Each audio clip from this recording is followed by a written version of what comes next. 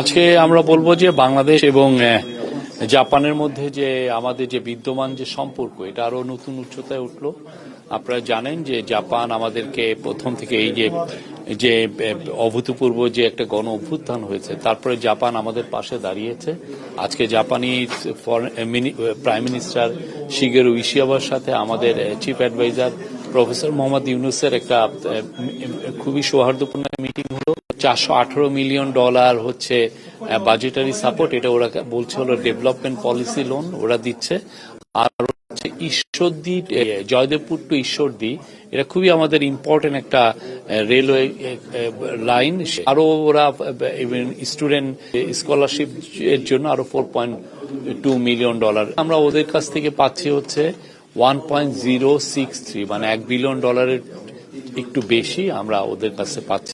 ফলে আমাদের আসলে এখন যে ইকোনমিক যে আমরা যে রিকভারির মধ্যে আছি সেই রিকভারিতে এটা হেল্প করবে আমাদের। আর অন্যান্য অনেক বিষয় নিয়ে আলাপ হয়েছে। জাপান বাংলাদেশের সাথে তার বন্ধুত্ব আবার জানিয়েছে, সে তার সাথে আরো আমাদের সাথে নিবিড় বন্ধুত্ব করতে চায়। বাংলাদেশের আজকে মিটিং এ 30 মিনিটের বেশি মিটিং এ বাংলাদেশকে 5টা নেভিকে 5টা পেট্রোল বোট দিচ্ছে। তারপরে হচ্ছে আপনারা জানেন যে সাইকেল তৈরি করার জন্য ওইখানে আপনার 6টা এমওইউ হয়েছে। একটা হচ্ছে যে খুবই ইম্পর্টেন্ট সাইকেল, এটা হচ্ছে ইলেকট্রিক সাইকেল তৈরি করার জন্য একটা ফ্যাক্টরি স্থাপন করা হচ্ছে। এই প্রজেক্টের বিষয়ে যে তারা আবার জানিয়েছেন যে তারা বাংলাদেশের পাশে থাকবেন, বাংলাদেশকে সহায়তা করবেন। ওরা বলছে বাংলাদেশের সমস্ত কিছুতে ওরা হেল্প করবে এবং এই বাংলাদেশের যে ইলেকশনের ক্ষেত্রেও তারা হেল্প করবে। ইলেকশনে আমাদের ভোটার রেজিস্ট্রেশন এগুলো অনেক কিছু আছে, তো এটার জন্য আমরা তাদের কাছে কিছু কিছু ইস্যুতে আমরা সাহায্য চেয়েছি। তারা জানিয়েছে যে তারা আমাদের পাশে থাকবে। প্রবাসী বাংলাদেশিদের কাছ থেকে, বিশেষ করে জাপানিদের কাছ থেকে উনি অনেক কথা শুনলেন। তাদের অনেক বক্তব্য ছিল, উনি প্রত্যেকটা কথাই শুনেছেন, অনেকে তাকে লিখিতও জানিয়েছেন। তো আমরা প্রবাসীদেরকে আপনারা শুনেছেন উনি কি বলেছেন।